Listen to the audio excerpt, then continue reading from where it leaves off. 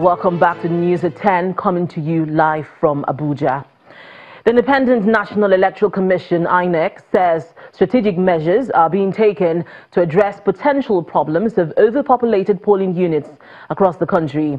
The electoral body says it has mapped out and established new voting points, which it believes will ensure that no hindrance to the exercise will be recorded due to overcrowding.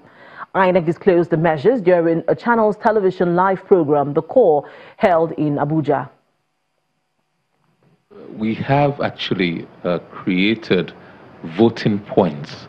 The creation of polling units has turned out to be a very controversial, unnecessarily controversial issue in the Nigerian politics. So as a stopgap measure to the actual creation and review of polling units, we've now created about 57,000 odd voting points. And that is to take the pressure off polling units that have such large populations, so that it's such that if there are much more than 500 people, if over 1,000 people, will break that polling unit into two, the polling unit and a voting point. But for all intents and purposes, it is one polling unit. Only one result will arise from there. There's what we call the... At which point does the break happen? Is it when people show up and you realize the numbers are huge? Because I would have thought by now... Oh, it's been done. Okay, it has been done. Has been demonstrated to all the political parties. We've had stakeholders engagement with political parties. That has been shown to them. Okay. And when we did release the register of voters, that was explained and the breakdown was given to them. Tomorrow is the expanded stakeholders meeting. Further issues surrounding this will be explained to them. Away from the general elections, the arraignment of the sacked Director General of the National Intelligence Agency, Ambassador Ayodele Oke, and his wife, Folashade, again failed to hold today. And that's because the Economic and Financial Crimes Commission, EFCC, says it is yet to serve the charges on the two defendants. At the Federal High Court sitting in Lagos, the EFCC prosecutor, Mr. Rotimi Oyedepo, told the trial judge, Justice Chukwujeku Aneke, that since the Commission is finding it difficult to secure the attendance of the two defendants in court, it intends to make an oral application for the issuance of a bench warrant for the arrest. Justice Aneke told the EFCC prosecutor that he was yet to see the case file of the matter and would need time to go through same before entertaining any application. The judge then adjourned the case to Thursday, February the 7th, for the EFCC to move its oral application seeking a bench warrant against Ambassador Oke and his wife. The EFCC had instituted a 4-count charge against Oke and Folashade, one of which accuses them of concealing over $43 million property of the federal government of Nigeria in flat 7B, number 16, Osborne Road, Osborne Towers, Ikoyi, Lagos. And that's all from Abuja. Back to you, Gimba. Brilliant. Many thanks indeed, Linda. The presidential candidate of the People's Democratic Party, Alhaji Atiku Abubakar, has promised that if he is re-elected president, he would ensure security is restored in the region and that no part of the country is ceded to any terrorist group. The candidate was speaking at the presidential rally in Maiduguri, the Borno state capital. The national chairman of the party, Chief Uche Secondus, on his part, encouraged the people of Borno state to vote for the party's candidate, who he says is equipped to tackle the security challenges of the region, as well as confront the issues of poverty, jobs and hunger. Chief Oke, wanda shine yake komai akan wannan to.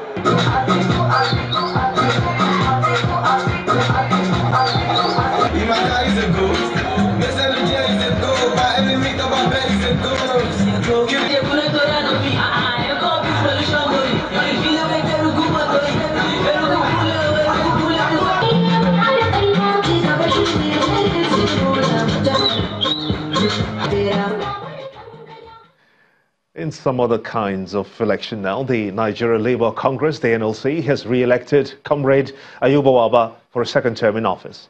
In his acceptance speech, Comrade Ayuba Waba insists that the new minimum wage must be implemented across the country once it is passed and signed into law. His election comes just as the struggle to increase the new minimum wage from 18,000 naira to 30,000 naira is in its final stages. Also re-elected are all members of the National Executive Council who were returned unopposed. Our correspondent Terry Kumi reports. With an estimated 6 million organized workforce, the Nigeria Labour Congress (NLC) remains the largest labor union in Africa. The union has consistently challenged the federal government on improving the living conditions of the people who create the wealth of the nation, going on strikes when necessary to them. The NLC has also had its own internal challenges in recent years, one of which is the internal election crisis in 2015, which led to the emergence of two factions of the union.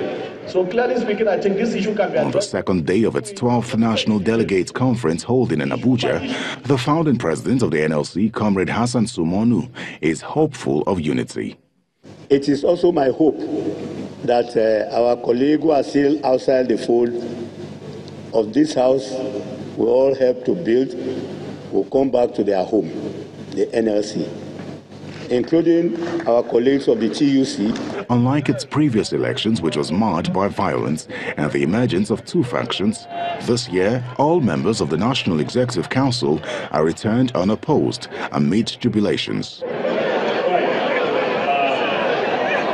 In his acceptance speech, Comrade Ayuba Waba is still vibrant and emphatic on the new minimum wage issue. The next level is actually also to ensure that the minimum wage, if passed into law, must be implemented. And therefore, we must dust all our protest shoes. We must get ready to engage the system. We don't work for charity. We work for us to be paid. We need to take care of our families. Just as the politicians still to do what they are doing, we need to also tell them that a worker is worthy of his wages. Going by the theme of this conference, towards a decade of activism for the promotion of labor unity, national rebirth and development, the Nigeria Labour Congress seems to suggest that there will be no relenting in the fight for a better life for the Nigerian workforce in the years ahead, which in turn will lead to national development. Terry Ikumi, Channels Television News. The fact that the world has become a global village was once more demonstrated when Cyberspace Limited, a Nigerian system integration company, bagged the ISO 9001-2015 certificate from the UK. The certificate was handed over to Cyberspace Limited in Lagos by the representative of the British Deputy High Commission on behalf of the British Standard Institute.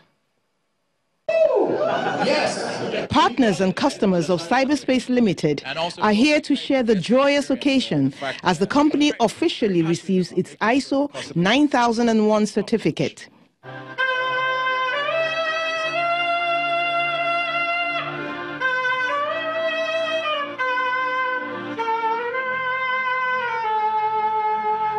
There's music to fit the mood. Customers feel the recognition is well deserved. If we have indigenous companies that have been satisfied by the international community that they're good, that gives us moral booster. Contribution of cyberspace to telecom and ICT sector, I can say with all boldness that no member of ATCON has been able to beat them. Finally, the certificate is handed over. Cyberspace. It was not won easily. We upped the game and we moved to even a much higher level as far as the delivery of ICT solution is concerned.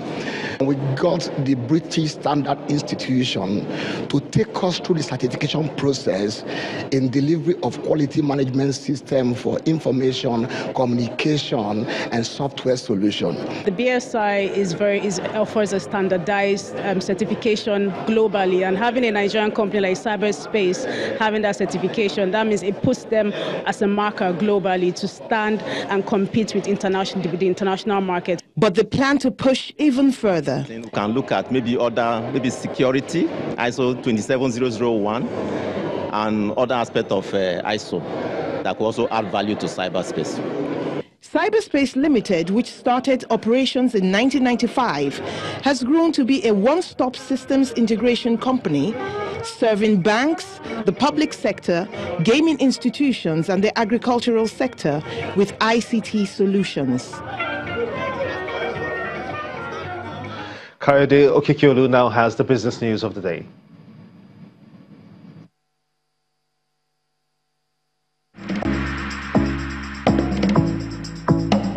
You First. First Bank.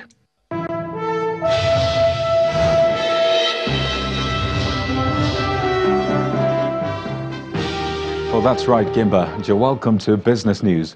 President Muhammadu Buhari has signed the Federal Competition and Consumer Protection Bill into law 20 years after several attempts by the federal government for its promulgation. A statement by the Presidential Liaison Officer to the Senate, Senator Ita Enang, says the bill aims to promote economic efficiency, maintain competitiveness in the Nigerian market, and protect the welfare of consumers. The new law establishes the Federal Competition and Consumer Protection Commission, as well as the Consumer Protection Tribunal, to try violations against consumers. In preparation for the Global Financial Access Task Force assessment this year, Bureau de Change operators nationwide have put in place an automation process for foreign exchange transactions. After a meeting of the dealers in Lagos, the president of the Traders Association, Mr. Aminu Gwadabe, explains that the new automation system will address money laundering, checkmate terrorism financing, and renew the perception of traders. The automation integrate three regulatory agencies. First, it addresses the portal of Central Bank of Nigeria, also the portal of NFIU, Nigerian Financial Intelligence Unit. Thirdly, it also integrates to the NIPS platform. The CBN will send suspicious transactions, we send our daily utilizations, the purchases, the ratio. This capture KYC. Also, the NFIU will do our cash transfer reports, we do suspicious transactions. The NIPS portal will capture KYC, verification and validation of BVN of our clients. So you can see it's robust. It's all encompassing in addressing anti-money laundering and terrorism financing. Of course, anti-money laundering and terrorism financing is fast approaching on financial institutions, and the Bureau de Change are no exception. So that is why we are putting this automation so that our members will become capable and compete globally and ensure they comply with the regulatory with ease. More business stories now. The NSE All-Share Index ends midweek trading session higher by another moderate margin as short-term investors increase demand for some low-priced blue-chip stocks. Edidi Ongewang tells us more.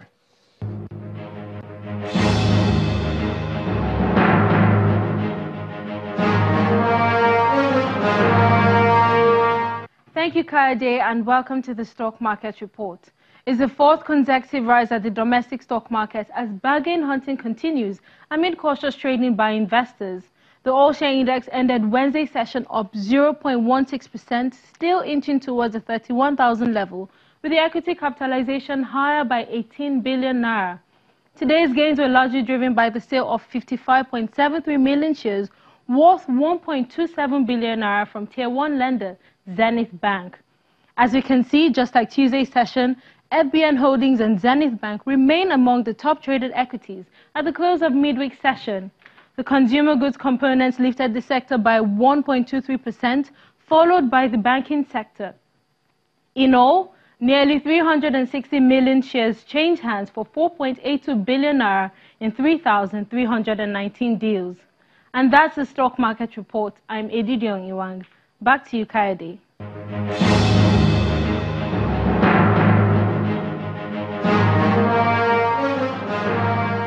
Thank you, Edidiong. On a global scale now, African and Asian stock markets ended Wednesday's trading session mostly positive, but it's a different picture for other parts of the world. Let's take a look.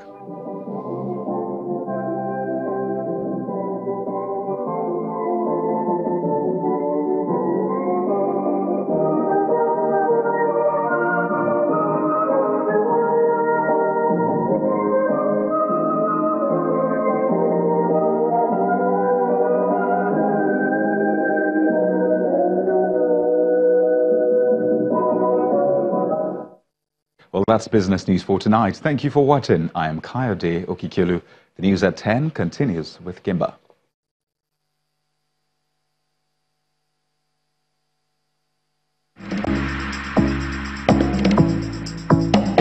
You First. First Bank. Still ahead on the news at 10, Senegal becomes first African team to qualify for FIFA Under-20 World Cup in Poland after winning their back-to-back matches at the African Under-20 Cup of Nations. That's the sports news. Stay with us.